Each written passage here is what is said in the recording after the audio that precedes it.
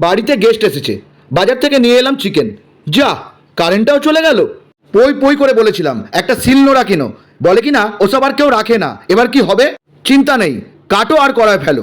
Ready achari chicken curry. নিয়ে নিলাম 700 chicken.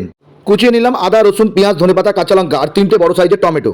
কাঁচা মাংসের উপর নিয়ে নিলাম হাফ চামচ লঙ্কা গুঁড়ো, হাফ চামচ নুন আর 1 চামচ গোলমরিচের গুঁড়ো। ভালো করে চটকে চটকে মেখে নেব। একটা কড়ায় সাদা তেল নিয়ে নেব। কড়ার তেল গরম হয়ে গেলে মাংসগুলোকে ভেজে নেব। মাংস ভাজা হয়ে গেলে ওই তেলেই 2টো তেজপাতা, 2টো শুকনো লঙ্কা দিয়ে নেব। 5টা এলাচ, 5টা লং, অল্প একটু দারচিনি নিয়ে ভালো করে নেড়ে নেব। কুচিয়ে রাখা পেঁয়াজ, আদা, রসুন দিয়ে নেব। ভালো করে নেড়ে চেড়ে নেব। আচারি চিকেনের ক্যাপ্টেনকে দিয়ে নেব। সাথে লঙ্কা কুচি আর বেশি না 1 চামচ নুন দিয়ে নেব। নেড়ে চেড়ে মাংসগুলোকে দিয়ে নেব। নেড়ে চেড়ে মাংসে ভালো করে মশলা মাখিয়ে নেব। বেশি না, মাপ করে 2 কাপ জল দিয়ে নেব। গল্প শেষ, ধনেপাতা কুচি আর গোলমরিচের পাউডার ছড়িয়ে দেব। মিক্সার কিংবা শিলনোড়া ছাড়া achari chicken ready to serve.